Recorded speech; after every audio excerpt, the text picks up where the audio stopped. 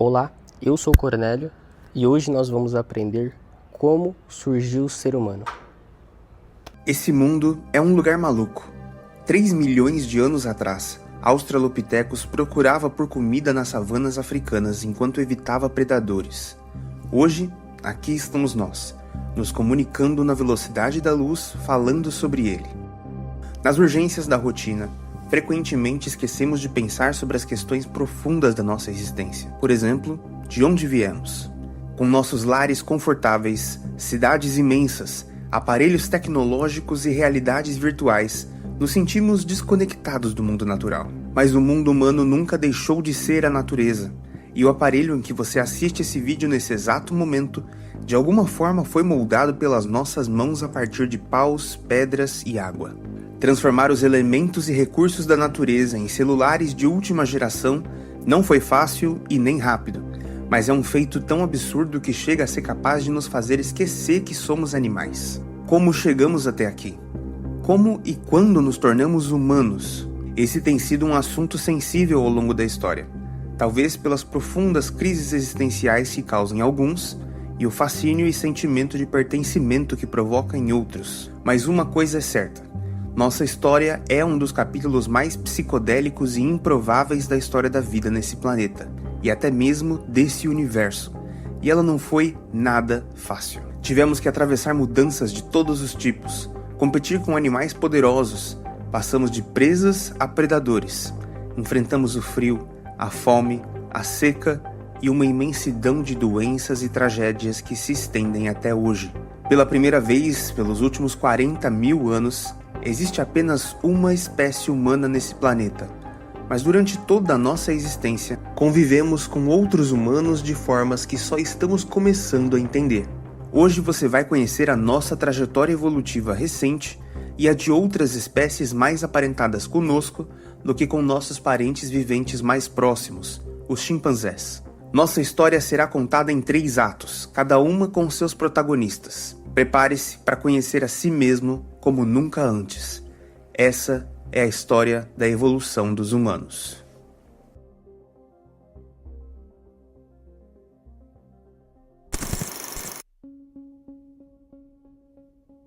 A primeira coisa muito importante para entender sobre a evolução humana é que essa imagem, uma das mais poderosas do mundo, está completamente errada. A famosa iconografia da escada tenta representar uma suposta transformação de um chimpanzé em um ser humano, lentamente se levantando e passando por fases corcundas pelo caminho, uma imagem capaz de causar calafrios e pesadelos em biólogos evolucionistas. Isso porque não só nós não descendemos dos chimpanzés, como nenhum ancestral nosso jamais andou sobre os nós dos dedos como eles fazem, uma caminhada que chamamos nodopedalia, um modo de locomoção evolutivamente recente, como a nossa caminhada bípede característica. E certamente nunca existiu nenhuma espécie que ficasse o dia inteiro corcunda em uma pose intermediária desconfortável. Humanos e chimpanzés são igualmente, entre aspas, evoluídos, porque evolução não significa melhoria e nem avanço, é apenas a mudança ao longo do tempo. Nossas espécies compartilham um ancestral em comum que viveu cerca de 7 milhões de anos atrás. A iconografia da escada sugere que um se transformou no outro, mas a história é muito mais complexa, já que várias espécies de hominíneos conviveram umas com as outras. Assim como a sua avó não se transformou em sua mãe, que não se transformou em você, nossos ancestrais são apenas uma de muitas linhagens humanas. Muitas das outras espécies humanas não são nossas ancestrais, mas linhagens paralelas na árvore da vida. Visualizando as linhagens como galhos que partem de um mesmo tronco em uma grande árvore, temos uma noção mais próxima da realidade da evolução biológica. É por isso que a iconografia da escada é uma figura tão prejudicial para a divulgação científica, já que ela nos leva equivocadamente à pergunta: por que nós evoluímos e os chimpanzés não? Mas na verdade eles também mudaram muito desde o nosso ancestral comum. Se não foi assim que ficamos de pé, uma das características mais importantes da nossa evolução, como foi? Para nossa surpresa, nosso ancestral comum com os chimpanzés não era muito mais parecido com eles do que conosco, vivendo um hábito intermediário que ajuda a explicar nossas origens. O primeiro animal que conheceremos a fim de contar a história da nossa evolução recente é Ardipithecus. Esse gênero durou pelo menos 1.300.000 anos, entre 5,7 e 4,4 milhões de anos atrás, fazendo deles muito longevos e bem-sucedidos no seu ambiente, as florestas africanas. Ele impressiona por ter uma estatura menor, mas proporções intermediárias entre as nossas e do nosso ancestral comum com os chimpanzés. No entanto, seu lugar na árvore genealógica dos hominíneos ainda é debatido. Ardipithecus viveu aproximadamente 2 milhões de anos depois da separação entre a linhagem dos chimpanzés e a nossa. E apesar dele ser um dos hominídeos mais antigos que são mais aparentados conosco do que com eles, Ardipithecus pode nos dizer muito sobre como vivia nosso ancestral comum com os chimpanzés. É possível que a linhagem que deu origem à nossa espécie tenha se originado dentro do gênero Ardipithecus, fazendo deles nossos ancestrais.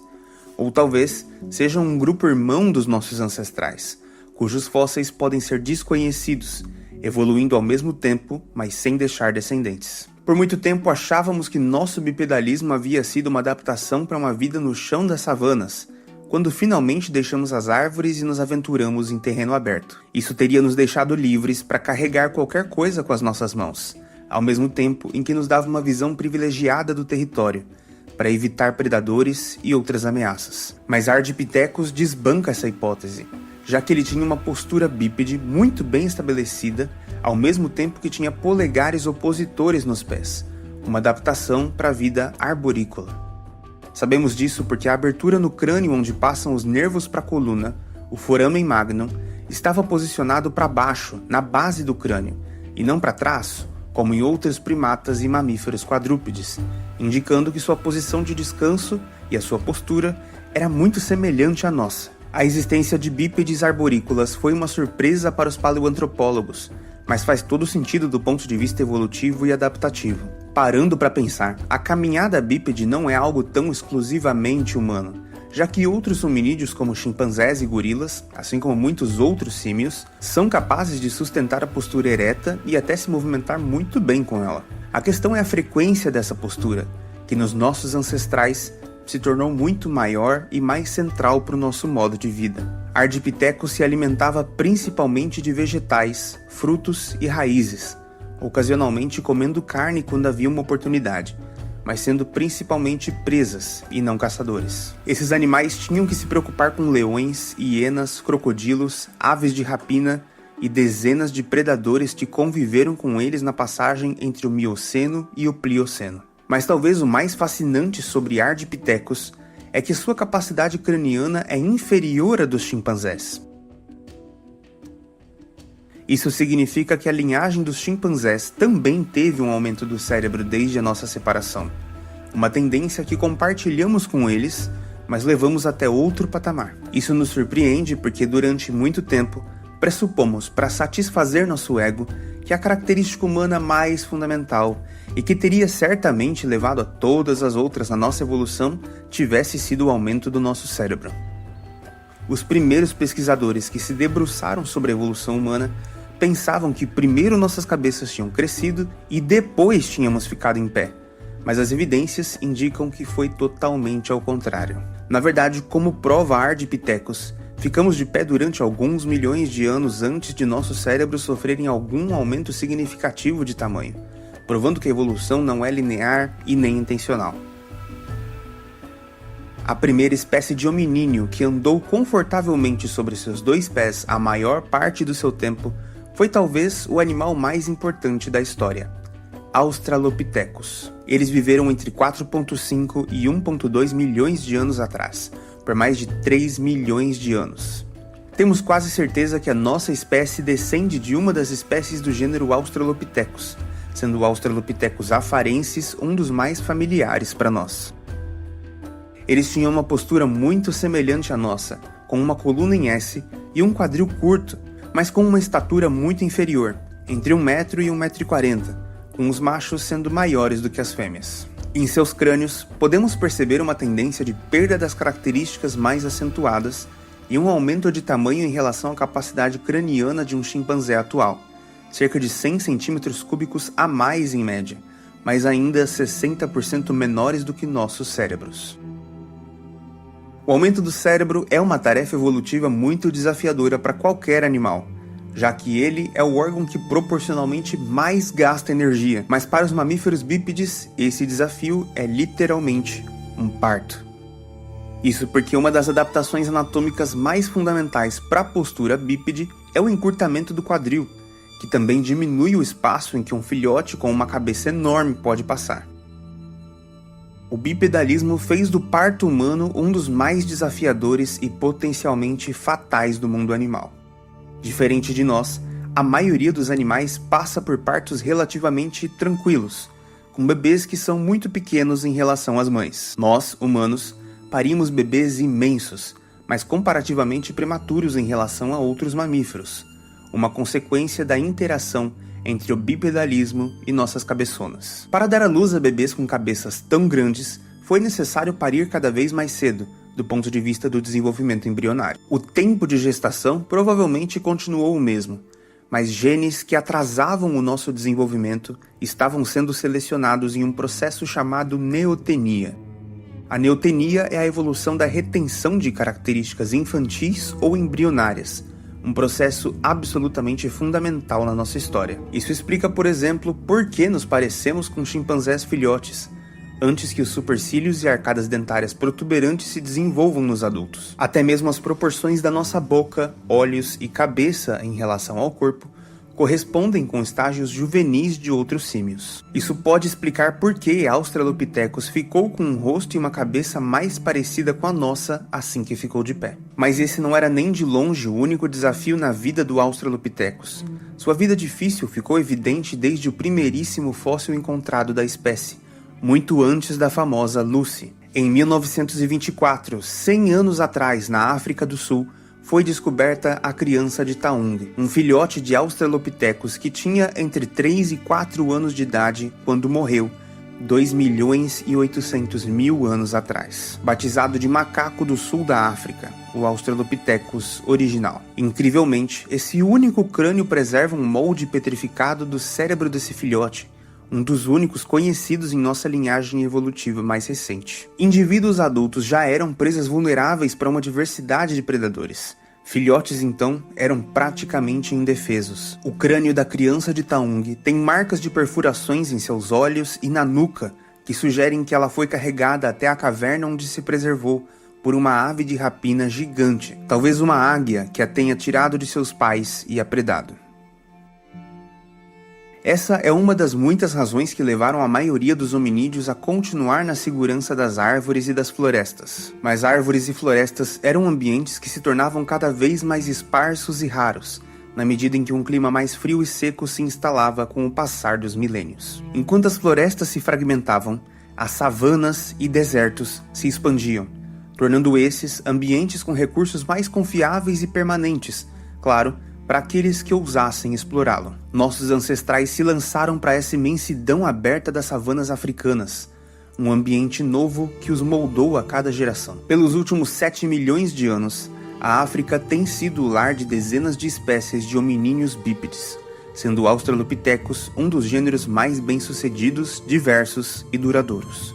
Pegadas encontradas na Tanzânia atribuídas a ele confirmam que pelo menos 3.700.000 anos atrás, eles já andavam muito bem sobre as duas pernas, a evidência direta mais antiga de bipedalismo. Nossos pés longos e arqueados são adaptados para fazer uma força que nos projeta para frente de forma eficiente, que não seria possível com um polegar opositor. Nas savanas, eles exploravam uma ampla gama de alimentos com sua dentição marcadamente onívora. Marcas de abrasão mostram que provavelmente eles comiam gramas, raízes, nozes, até mesmo carne ocasionalmente. Mas talvez o aspecto mais fascinante de Australopithecus seja sua tecnologia.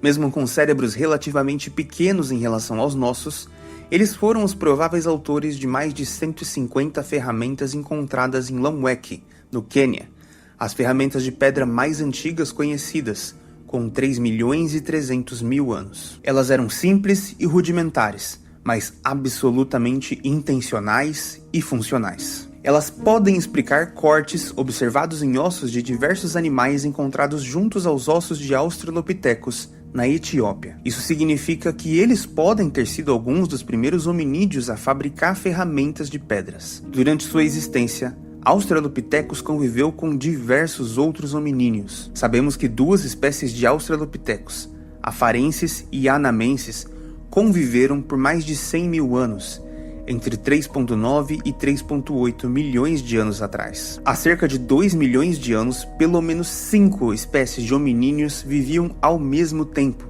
dentre os gêneros Australopithecus, Paranthropus e Homo. Curiosamente, do outro lado do mundo, no sudeste asiático, onde algumas espécies de hominíneos já haviam chegado, viveu o maior primata conhecido, Gigantopithecus. Com 3 metros de altura e meia tonelada, eles eram capazes de espantar mesmo os maiores predadores de seus ambientes. Ele provavelmente se parecia com um orangotango gigante que se alimentava de bambus, assim como os pandas fazem atualmente. Certamente algumas espécies de Australopithecus e Homo conviveram temporalmente com eles por alguns milhares ou até milhões de anos. Imaginar essas espécies se encontrando, interagindo e convivendo é um exercício arrepiante. É por isso que Australopithecus pode ser o gênero de hominídeo mais importante, tendo dado origem a 2 linhagens, a nossa e a que vamos conhecer agora. Cerca de 2 milhões e 500 mil anos atrás, na passagem para o Pleistoceno, a linhagem dos Australopithecíneos deu origem a 2 novas linhagens que se adaptaram de formas muito diferentes à recém-chegada Era do Gelo. Uma delas deu origem ao gênero Homo, a outra ao gênero Paranthropus, que significa ao lado do homem. Isso porque eles são um tipo de hominíneo que evoluiu ao mesmo tempo que os primeiros Homo, mas para um estilo de vida muito diferente, não sendo nossos ancestrais, mas nossos primos distantes, uma visão de um dos muitos caminhos que a nossa própria evolução poderia ter tomado. Eles tinham proporções e estaturas muito semelhantes aos Australopithecus, com até 1,50 m de altura e pesando cerca de 50 kg. Com dentes gigantes, um maxilar extremamente largo, um arco zigomático amplo e uma crista sagital, podemos perceber que seu crânio abrigava uma imensa musculatura de mastigação, deixando-o com um rosto redondo característico. Eles são diversas vezes chamados de Australopithecíneos robustos, e muitos pesquisadores duvidam que se trate de fato de um gênero novo, mas a maioria concorda que Paranthropus é diferente o suficiente para justificar sua classificação como um gênero novo de hominíneo. Análises de isótopos de carbono em seus esqueletos, combinados com estudos de microlesões em seus dentes, nos levam a concluir que Paranthropus pode ter sido o hominíneo que mais se alimentava de vegetação fibrosa, compondo quase 70% da sua dieta. Apesar de ser um recurso muito abundante, elas possuem pouquíssimas calorias, o que pode explicar a necessidade de musculaturas tão poderosas associadas à mastigação. Além disso, eles competiam com uma diversidade de animais herbívoros pelos mesmos recursos. Mas dessa forma, pelo menos, eles podiam minimizar a competição com outros 2 gêneros humanos da época, Australopithecus e Homo. Já que Paranthropus é significativamente mais raro do que outros hominíneos e nunca esteve sozinho nesse mundo, é difícil atribuir diretamente a ele a fabricação de ferramentas, que não significa que isso fosse impossível. Com uma capacidade craniana comparável à do seu ancestral, Australopithecus, ele certamente era pelo menos capaz de produzir ferramentas, mesmo que muito rudimentares. Por alguma razão, eles desaparecem do mundo cerca de 1 milhão de anos atrás, 200 mil anos depois do desaparecimento dos últimos Australopithecus, deixando apenas o gênero Homo no mundo para representar essa linhagem. As causas dessas extinções são desconhecidas e podem permanecer sendo um mistério eternamente. Sem eles, o mundo nunca mais foi o mesmo, mas nossa evolução estava apenas começando. Tradicionalmente, definimos os humanos, animais do gênero Homo, pelo andar bípede, capacidade de fazer ferramentas, de controlar o fogo e de falar.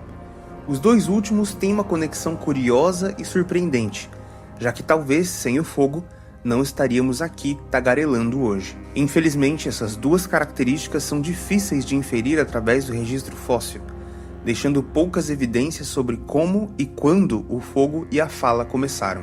mas eles começaram. A partir desse ponto, nossa evolução se torna profundamente biocultural. Isso porque aspectos da nossa cultura começaram a ser tão diferenciais para nossa sobrevivência que se tornaram um dos grandes fatores da seleção natural. Fogueiras intencionais, até mesmo com ossos cortados e queimados, evidências diretas da manipulação do fogo e da tecnologia culinária, existem, mas são raras e só se tornaram frequentes no último meio milhão de anos. Sabemos que muito antes disso, nossos ancestrais e outras linhagens já faziam uso ocasional e oportunista do fogo, se aproveitando de incêndios naturais e mantendo o fogo pelo máximo de tempo possível. Isso é muito fundamental, porque o fogo é um grande aliado para superar o maior desafio da natureza, a economia de energia. Não só porque ele nos mantém aquecidos, mas principalmente porque ele começa o processo de digestão antes mesmo de comermos. O fogo quebra as cadeias mais longas do alimento,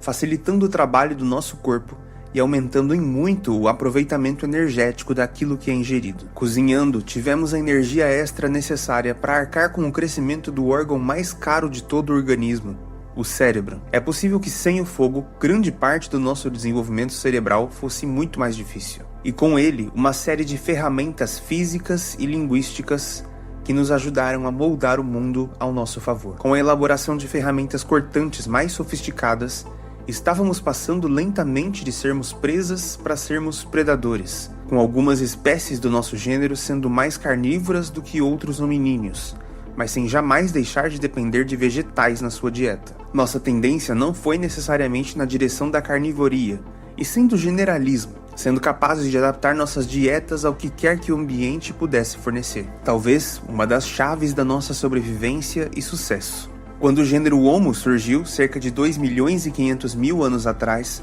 não éramos tão diferentes dos australopitecos e parântropos com que convivemos por centenas de milênios. Mas para entender por que essas espécies coexistiram, precisamos entender como novas espécies podem aparecer. Geralmente, quando pensamos em evolução, pensamos no processo que chamamos de anagênese, em que uma espécie dá origem a outra. Mas também existem outras duas possibilidades. Uma espécie com duas populações divididas que dão origem a duas novas espécies, que chamamos de cladogênese, ou a anacladogênese, quando uma espécie dá origem a outra sem desaparecer, quando uma parte de sua população se isola e se adapta em outras condições ou outro modo de vida. Isso aconteceu muito dentre os hominíneos, já que eles viveram durante muito tempo e em áreas muito grandes, com muitas oportunidades para populações isoladas tomarem outros rumos evolutivos. É isso que explica a convivência de tantos gêneros de hominíneos durante o começo do Pleistoceno, já que para uma espécie surgir, não é necessário que outra desapareça. A espécie mais antiga do gênero Homo é Homo habilis, que significa humano habilidoso. Ele foi um pequeno humano de aproximadamente 1,30 m de altura, que não seria estranho para os australopitecos, mas com diferenças fundamentais que os tornam um de nós.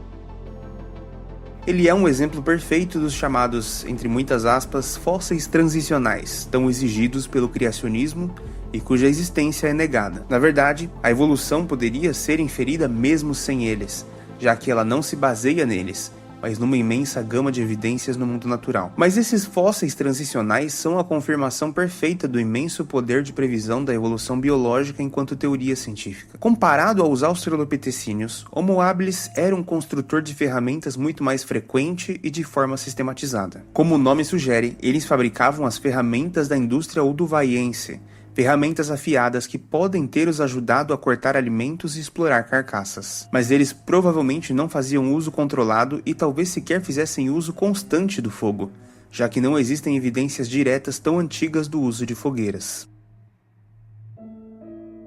Eles viveram entre 2.500.000 e 1.600.000 anos atrás, tendo durado cerca de 1.100.000 anos, na parte leste e possivelmente no sul da África. Eles estavam lá na transição entre o Plioceno e o Pleistoceno, um momento de resfriamento intenso no planeta, redução do nível do mar e drásticas reestruturações ecológicas que causaram um pulso de extinção que afetou principalmente a megafauna, os animais gigantes. Apesar de não nos vermos desse jeito, nós, humanos, somos megafauna.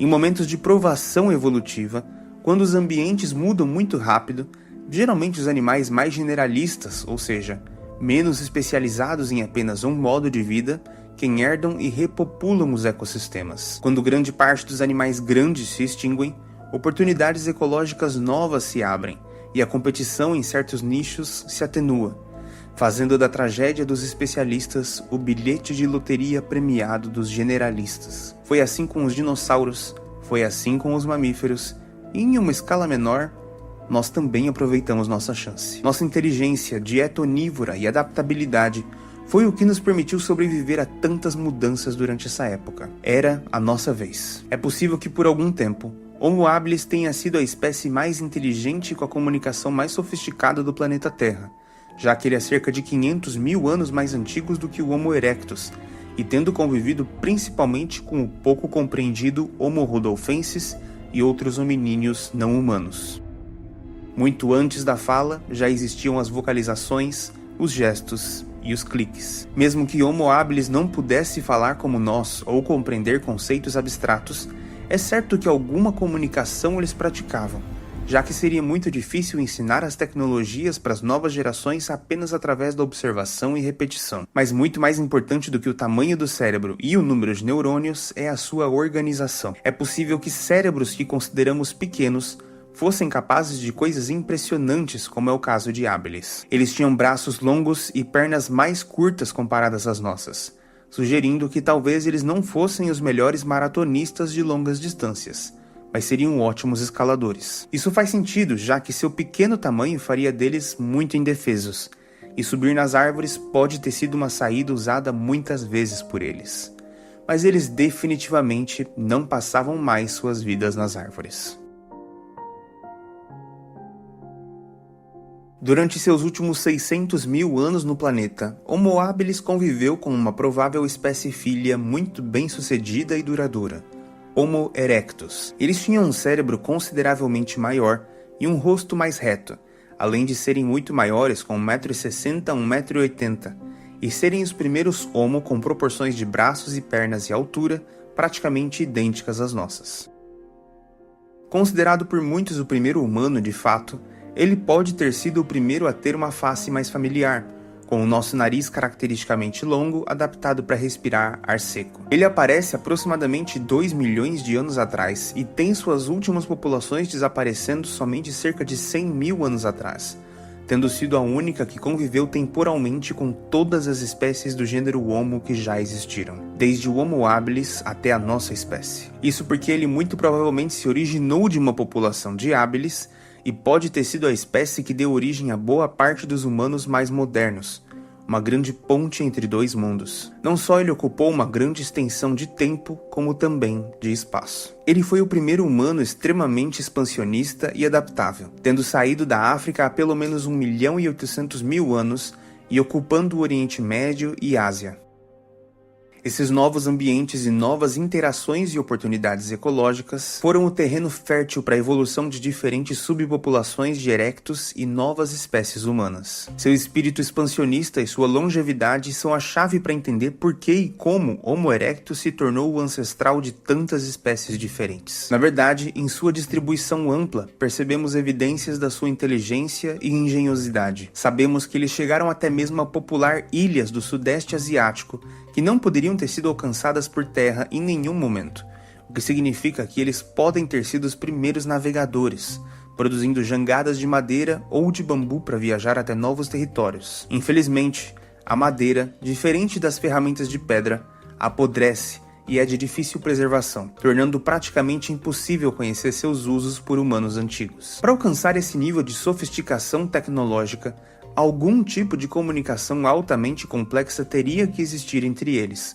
suportada pelo seu cérebro relativamente grande, com cerca de 950 centímetros cúbicos, comparado ao nosso de 1.350 centímetros cúbicos. E para suportar esse cérebro capaz de tantas proezas, eles tiveram que se tornar ferramenteiros e cozinheiros. Isso é um tema complexo, porque os cérebros grandes aparecem muito antes das evidências mais seguras de fogo controlado. E ainda mais complicado porque suas estruturas ósseas não parecem ser compatíveis com a habilidade de fala moderna, moderna, o que não impediria que eles se comunicassem combinando sons e gestos. Mas a partir de 1 milhão de anos atrás, é provável que Homo erectus já soubesse controlar o fogo, que passou a ser um elemento indispensável da vida humana desde então. Essa hipótese é suportada também pela anatomia de sua face, com dentes pequenos que dificilmente suportariam uma vida inteira mastigando carne crua, além dos seus cérebros grandes. A vida de caçadores exige muito mais estratégia, cooperação e tecnologia, mas compensa pelo valor calórico e nutricional que a carne pode fornecer para toda uma família. Mas existem evidências de que eles estavam no cardápio dos grandes carnívoros africanos, como demonstra um topo de crânio perfurado por um felino, erroneamente atribuído por muito tempo a um Paranthropus. As machadinhas da indústria lítica acheulense são muito mais trabalhadas do que as antigas ferramentas olduvaienses, mostrando um lado criativo e planejador de Homo erectus. Essas ferramentas eram muito versáteis, resistentes, afiadas e precisas, sendo capazes, por exemplo, de separar o couro para produzir mantas e roupas rudimentares. Isso faz sentido, já que eles foram capazes de habitar alguns ambientes frios, um desafio imenso sem fogo e sem roupas. Além, é claro, de cortarem carne e retrabalharem a madeira e os ossos para produzir outros tipos de ferramentas. Talvez uma das espécies mais curiosas que se originaram de populações isoladas de Homo erectus habitaram a Ilha de Flores, na Indonésia. O chamado Homem de Flores, ou Homo floresiensis, é conhecido como o Hobbit, já que eles sofreram evolutivamente com um efeito chamado nanismo insular, quando animais grandes diminuem de tamanho isolados em ilhas, respondendo aos seus recursos mais limitados. Os adultos tinham cerca de 1 metro de altura, o tamanho de uma criança humana atual entre 5 a 6 anos. Eles viveram até muito recentemente, de 700 mil até 70 mil anos atrás, e foram uma das últimas espécies humanas a deixar o planeta antes de ficarmos sozinhos. Por mais que Homo erectus fosse muito inteligente, amplamente distribuído e bem-sucedido, é possível que as suas competências diferentes das nossas na comunicação tenham feito com que eles estruturassem seus conhecimentos de outra maneira, não construindo um mundo simbólico, reduzindo suas possibilidades tecnológicas. Cerca de 800 mil anos atrás isso mudou, quando uma população africana de erectus deu origem a uma nova linhagem de humanos, comumente chamados de Homo heidelbergensis. Esses foram os primeiros humanos com cérebros de tamanhos modernos, levemente menores, mas bastante próximos aos nossos, embora suas faces preservam características mais ancestrais, como os maxilares projetados e arcos superciliares protuberantes. A inteligência não é apenas uma medida de uma característica, como muitos acreditam. Ela é um conjunto de habilidades e sensibilidades muito diverso, muito complexo, e precisamos tomar muito cuidado ao dizermos que somos mais inteligentes do que outras espécies. Chimpanzés, por exemplo, têm uma memória visual de curto prazo capaz de espantar qualquer humano, e caso um humano tivesse essa habilidade, certamente seria tido como superdotado ou especial. O que podemos dizer é que nosso tipo de inteligência foi capaz de criar uma nova característica da natureza, uma propriedade emergente. A emergência é um dos fenômenos mais impressionantes da natureza. Ela acontece quando a soma das partes não explica o todo, uma nova coisa, muito mais complexa, que não pode ser entendida apenas observando suas partes. Uma formiga individual não está consciente da inteligência coletiva e da complexidade de um formigueiro, apesar dele ser uma propriedade emergente do comportamento de cada indivíduo em uma colônia. Da mesma maneira, cada célula do nosso cérebro não tem consciência e identidade, mas quando trabalham juntas, elas são capazes de gerar imagens, sons, memória, sensações, tudo o que somos. Nós sequer entendemos como isso acontece, e algo parecido começou a acontecer assim que os humanos aprenderam a falar. Assim que fomos capazes de criar conceitos abstratos, pensar sobre o passado e sobre o futuro, e reconhecemos nossa própria identidade e finitude, surgiram nossas instituições, crenças, paradigmas explicativos, toda a cultura e sensação de pertencimento cultural que nos permitiu transmitir conhecimentos geração após geração por dezenas de milhares de anos sem que ela se perdesse.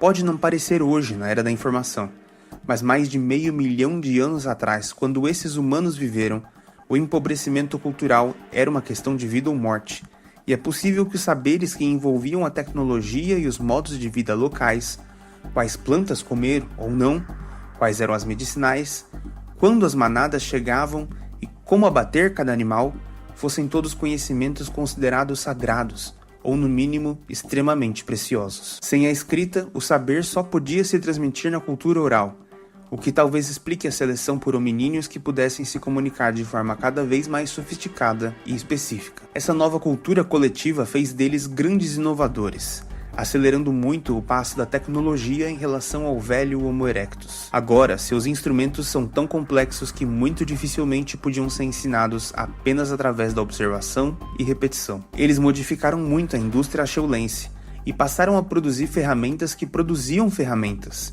uma evidência clara de pensamento criativo e planejamento. Uma das suas armas mais importantes eram as lanças de madeira com pontas de pedra, que podiam ser usadas para caçar animais grandes e até mesmo peixes, que passaram a fazer mais parte da dieta desses humanos. Homo erectus podia saber muito bem como manter o fogo aceso, como mostram evidências de fogueiras que queimaram por quase um mês, mas Heidelbergensis pode ter sido o primeiro a de fato dominar o fogo, aprendendo a produzi-lo com madeira, folhas secas e os tipos certos de rochas. Essa pode ter sido uma vantagem fundamental no seu processo evolutivo, permitindo que eles se defendessem do frio e dos predadores, e tornando sua alimentação mais energeticamente eficiente.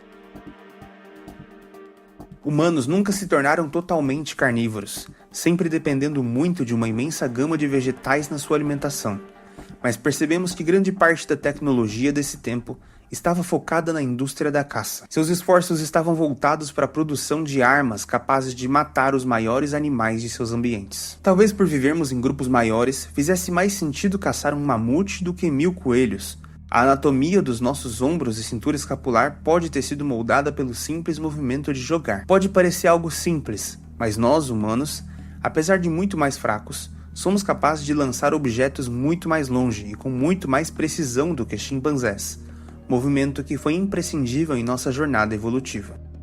Isso porque, para animais com braços mais longos e pernas mais curtas, é muito difícil se manter equilibrado jogando algo com força, já que precisamos deslocar o nosso centro de massa, o que nos faz os melhores lançadores entre os grandes símios de longe, apesar de sermos os mais fracos fisicamente. Esse movimento aparentemente simples permitiu que nos tornássemos caçadores de animais muito maiores do que nós, mesmo sem os dentes, as garras e a força bruta para isso, inovando e matando à distância.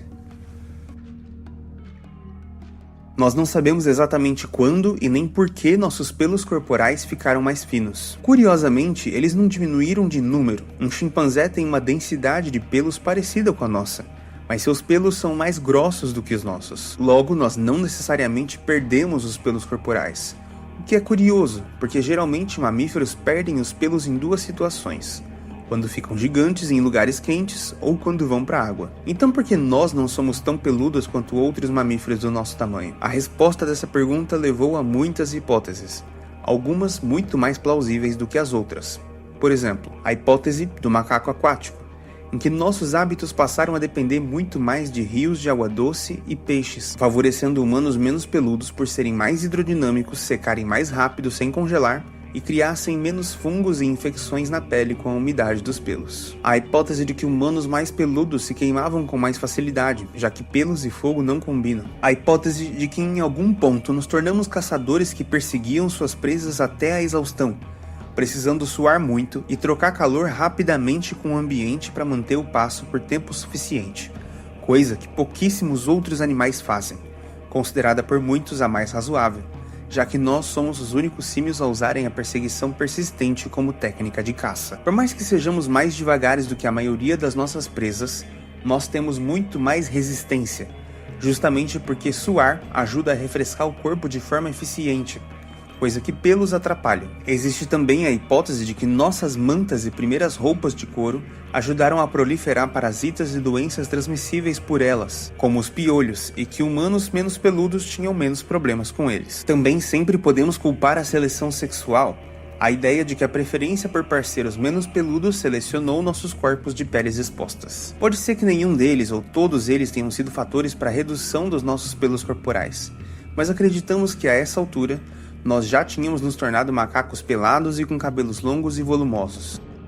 Homo heidelbergensis é uma espécie muito debatida, que pode até desaparecer no futuro, com seus indivíduos sendo realocados entre Homo bodoensis, Homo rhodesiensis e os primeiros neandertais. Isso porque espécies tão expansionistas e que duraram tanto tempo costumam ter tanta variação que fica difícil definir onde termina uma e começa outra. Quando uma espécie tem populações que vão desde o sul da África até o interior da Ásia, é difícil manter o fluxo genético entre essas populações, fazendo com que surjam naturalmente novos subgrupos e, com o tempo, novas espécies. Mas elas servem como recurso para se referir às linhagens do meio para o final do Pleistoceno, que descendem de erectus e deram origem a muitas espécies humanas, entre elas as duas últimas, nós e os neandertais.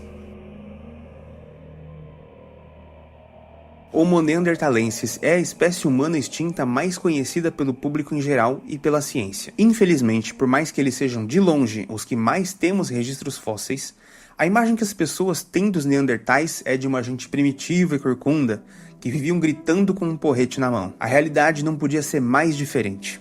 Por muito tempo, neandertais foram tão ou mais sofisticados tecnológica e culturalmente do que os sapiens. Acreditamos que os neandertais tenham se originado de uma população heidelbergensis europeia, cerca de 350 mil anos atrás, se adaptando para a vida nos ambientes mais gelados e desafiadores que os seres humanos já haviam enfrentado até então. Os neandertais ficaram famosos por terem sido a primeira espécie humana extinta descrita pela ciência, nomeados em referência ao Vale de Neander, na Alemanha. Nesse tempo, a ciência extremamente eurocêntrica achou muito conveniente que o tal elo perdido entre humanos e outros símios fosse europeu, assumindo que os humanos teriam se originado e evoluído na Europa, quando se buscavam motivos para justificar a escravidão dos povos negros e indígenas no mundo colonial. A ideia de que a humanidade teria se originado na África seria inconcebível para esses primeiros, entre aspas, paleoantropólogos. Eles quase foram nomeados Homo estúpidos, tamanho era o desconhecimento dos pesquisadores da época. Hoje, descobertas incríveis como o esqueleto de Shanidar I, do Iraque, um indivíduo severamente debilitado, cego de um olho, intencionalmente amputado e provavelmente com danos cerebrais causados por uma fratura craniana, mostram que eles tinham redes de cuidado e eram capazes de empatia e compaixão, já que esse indivíduo jamais seria capaz de viver sozinho por tanto tempo na natureza. A precisão da amputação e o fato de que ele viveu muito tempo amputado também é uma evidência de uma série de conhecimentos médicos. Neandertais tinham ossos largos, corpos atarracados, baixos e extremamente musculosos, com um formato de barril. Por mais que fossem mais baixos, eles eram maiores do que nós por serem mais pesados. Seus cérebros eram significativamente maiores do que os nossos, em valores absolutos. Seus crânios eram baixos, mas alongados, com um formato de bola de futebol americano, o hominídeo com o maior cérebro que já existiu. Isso significa que eles eram mais inteligentes do que nós? Não exatamente.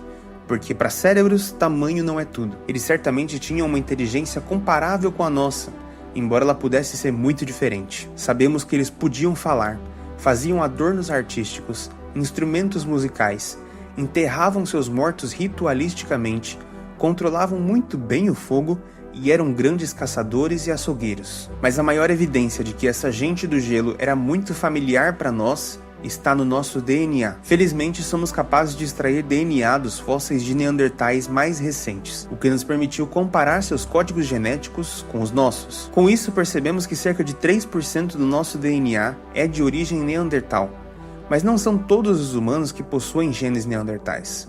Algumas etnias subsaarianas que ficaram na África todo esse tempo não possuem essa contribuição. Todas as outras etnias humanas descendem de sapiens que conviveram e até mesmo cruzaram com os neandertais no seu caminho para fora da África, já que eles ocupavam toda a Europa, Oriente Médio e parte do interior da Ásia. Se não fôssemos capazes de nos comunicarmos, não teríamos nos relacionado com eles, trocando experiências e adquirindo seus genes mais adaptados para esses novos ambientes, muito diferentes para os nossos ancestrais sapiens tropicais do leste da África.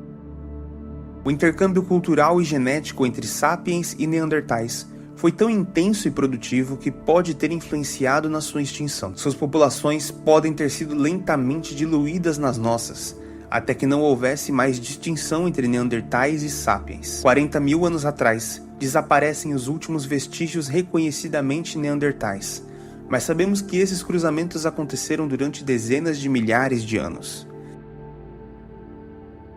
Nós surgimos no leste da África, de alguma espécie humana que habitava a região, seja alguma subpopulação de erectus, heidelbergenses ou talvez até alguma ainda não desenterrada. Nossos ancestrais diretos são incertos, mas análises genéticas indicam que nosso ancestral comum com os neandertais viveu entre 900 mil e 1 milhão de anos atrás, mais de meio milhão de anos antes do surgimento da nossa espécie. Tempo suficiente para a evolução de várias linhagens que nos confundem no meio desses dois grandes caminhos em direção aos neandertais e aos sapiens. Nossa espécie é caracterizada por um crânio alto e globular em relação ao dos neandertais, uma testa praticamente lisa e mais verticalizada, sem as grandes arcadas superciliares, bocas e maxilares pequenos e um queixo, coisa que nenhuma outra espécie humana tem. Somos também os humanos mais altos, mas não somos fortes e musculosos como os neandertais. Os primeiros humanos tinham a pele negra, corpos esguios e altos e pouca diferença de tamanho entre machos e fêmeas em comparação com outros hominíneos. As muitas etnias que existem hoje são o resultado de populações que migraram e se isolaram, muitas vezes cruzando com outras espécies humanas e se adaptando a novos ambientes. 40 mil anos atrás, com a partida dos neandertais, a nossa espécie se tornou a última humanidade viva. Pela primeira vez na história, o mundo tinha apenas um hominíneo, o Homo sapiens. Em nossos 230 mil anos de existência, convivemos temporalmente com os erectus, heidelbergenses, neandertais, denisovanos, floresienses, entre outras espécies que talvez nem conheçamos mais. Nossa grande hibridização foi com os neandertais, mas certamente trocamos genes com muitas outras espécies humanas. Nossa árvore genealógica muitas vezes pode se parecer com uma teia. Esses cruzamentos entre espécies aparentadas podem criar novas linhagens que tornam a nossa evolução tão confusa. Se isso é verdade para nós, certamente também é para muitos outros hominíneos. Mas talvez nós sejamos mais acolhedores e menos violentos do que outros humanos, que nos permitiria formar grupos maiores e mais bem estabelecidos. Por mais que hoje tenhamos uma péssima imagem de nós mesmos enquanto grandes destruidores violentos, pode ser que nós sejamos os humanos mais tranquilos. A habilidade de confiar em outros membros de seus grupos, a empatia e a compaixão podem ter sido uma importante estratégia de sobrevivência. Grupos mais violentos tendem a se isolar, viver menos e empobrecer culturalmente, sem a contribuição da coletividade. Isso foi o que levou a nossa maior habilidade até patamares inimagináveis, a construção de nicho. Muitos animais alteram a paisagem para criar ambientes favoráveis à sua sobrevivência.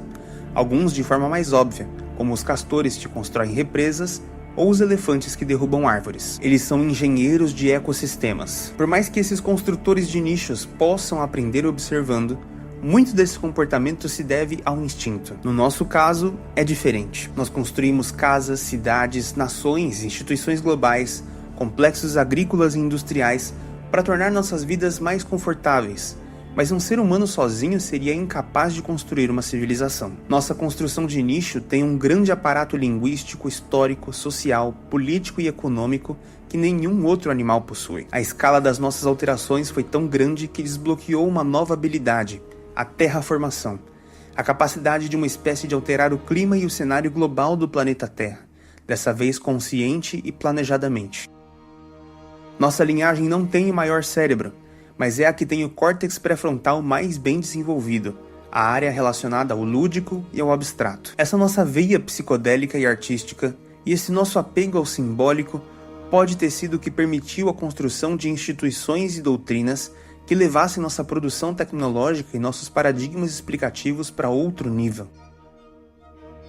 Entre 150 e 70 mil anos atrás, artefatos artísticos e pinturas rupestres começam a explodir em quantidade e diversidade, sinal de que a tecnologia estava passando por uma forte aceleração, assim como o mundo cultural dos seres humanos. Objetos interpretados como bonecos e figuras religiosas se tornam comuns. Começamos a navegar com eficiência para povoar as milhares de ilhas no Pacífico e passamos a contar histórias nas paredes, deixando nossa marca para gerações vindouras. Nos últimos 30 mil anos, fizemos uma amizade improvável com uma espécie de predador com o qual competíamos, os lobos cinzentos. Os lobos que se associaram às populações humanas se tornaram nossos cachorros, que têm nos acompanhado pelo mundo inteiro desde então. Com eles, nos tornamos caçadores ainda mais eficientes e pudemos expandir nossas populações, mas ainda muito dependentes dos ciclos migratórios dos grandes animais, o que nos impedia de nos estabelecermos em um lugar só, embora acampamentos provisórios e semi-permanentes já fossem feitos até mesmo usando ossos de mamutes para a construção de templos e tendas cobertas com couro. A última fronteira para os seres humanos foi o continente americano, onde muitas populações podem ter chegado a partir da Ásia, quando havia uma ponte de terra na região hoje chamada de Beríngia, durante a Era do Gelo. Esse não era um ambiente fácil de viver e atravessar, o que pode explicar a relativa demora dos seres humanos para fazer esse caminho. Mas a partir de 30 mil anos atrás começamos a chegar, e 15 mil anos atrás já havíamos nos estabelecido permanentemente em todo o continente. É por isso que as etnias originárias brasileiras e sul-americanas compartilham traços com os povos asiáticos, com olhos puxados, cabelos pretos e lisos e poucos pelos no corpo. Essas populações permaneceram isoladas até cerca de 500 anos atrás, com o início da colonização, e o massacre de mais de 10 milhões de indígenas que ocorreu nos 300 anos seguintes, vítimas de doenças e da expansão colonial. Muitas delas resistem até hoje, com vários graus de integração ao mundo moderno, com estimativas de que existem mais de 100 comunidades na Amazônia não contatadas pelo mundo exterior. Pessoas cujas línguas e cultura desconhecemos totalmente, vivendo da floresta sem saber tudo o que acontece no mundo aqui fora. A história humana na América do Sul é absolutamente fascinante, embora não aprendamos nada sobre ela na escola antes desses últimos 500 anos. Luzia é conhecida como a primeira brasileira, com cerca de 12 mil anos de idade. Ela é o fóssil humano mais antigo conhecido da América do Sul, mas temos muitas razões para imaginar que chegamos aqui muito antes, como por exemplo, ossos superficiais da pele de preguiças gigantes chamados osteodermes, que mostram marcas de perfurações e polimento, que podem ter sido feitas por humanos, provavelmente fazendo acessórios como pingentes, mais de 25 mil anos atrás, em Santa Helena, próxima de Cuiabá. Algumas populações americanas chegaram a se tornar extremamente desenvolvidas, ricas e prolíficas, como os maias, astecas e incas, que tinham uma das astronomias mais avançadas do planeta Terra e arquiteturas deslumbrantes e grandiosas. Mas também os povos do tronco tupi, que formaram nações muito bem-sucedidas e profundamente integradas ao seu território, onde hoje é o Brasil. Mas muito antes disso, cerca de 12 mil anos atrás, termina o Pleistoceno e começa o Holoceno, o período interglacial que vivemos hoje. Nesses tempos, não deixamos de estar em uma glaciação, já que os dois polos da Terra ainda estão congelados, mas estamos em um tipo de verão glacial mais quente e mais úmido.